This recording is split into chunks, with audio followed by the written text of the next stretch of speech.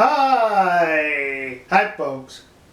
Well, the lunatic president of South Korea, she's once again insisting when she meets with the Prime Minister, the distinguished Prime Minister of Japan, Shinzo Abe, that the subject of comfort women come up. Yeah, she wants a resolution to the situation, possibly to hide the sins of her family, specifically her father. That's why she brings it up. Possibly to please her overlord, the dictator of China.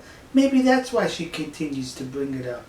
But there's talk about now asking for compensation, restitution, and an apology once again from Japan. If you believe the numbers that these proponents of their version of the Comfort Woman story, it would interpret into meaning that every member of the Japanese Imperial Army during World War II had sex every day. Yeah, that's what they did. They were having sex every day, which is rather hard to comprehend how they could possibly fight a war having sex every day.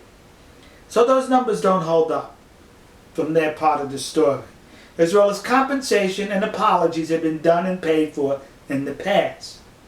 Today in the United States, as we're making this video, is Veterans Day, where we honor our veterans. Initially it was Armistice Day after World War I, then subsequently after World War II, morphed into Veterans Day.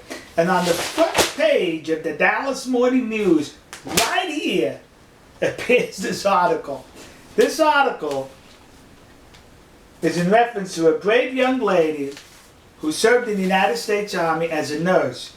She was in the Philippines when it was captured by the Japanese, and subsequently she wound up in a prisoner of war camp for close to 3 years. She was a prisoner with 100 other nurses in this prison camp.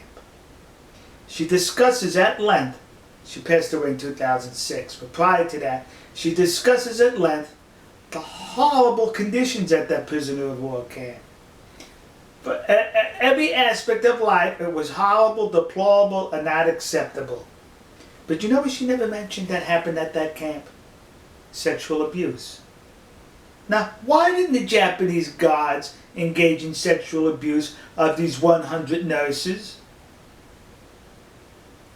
I mean, after all, we're being told that the Japanese Imperial Army were dragging women out of their homes in Korea and forced them into sexual slavery. They didn't have to drag anyone away here. They already had these 100 American nurses in captivity. Very simple to force them into sexual servitude. Why did they not do that? I would have thought the United States Army captured some of the comfort women from Burma in 1944, and according to the United States Army, these women were well-paid prostitutes, and basically they said they were not attractive, meaning they were ugly. Yeah! So, meaning basically, every member of the Imperial Army would have had to been issued one of these, a paper bag. But you know, they would not have needed this paper bag had they violated these 100 nurses. So why weren't they violated? You see, folks, so to say that the Japanese Imperial Army was on a sexual rampage, that's inaccurate. It's not true. There was discipline maintained, and it had to be a high level of discipline in order for them not to subject these 100 nurses to any sexual abuse. So this whole comfort woman story stinks. That's it, kids. It really stinks. And I hope the Prime Minister does not subject himself to acquiesce to any of the lunatics' demands. We'll see you. God bless you. God bless America. God bless the nation you happen to be. God bless our good friends and trusted allies in the land of the rising sun, Nihongoku, Japan. See ya.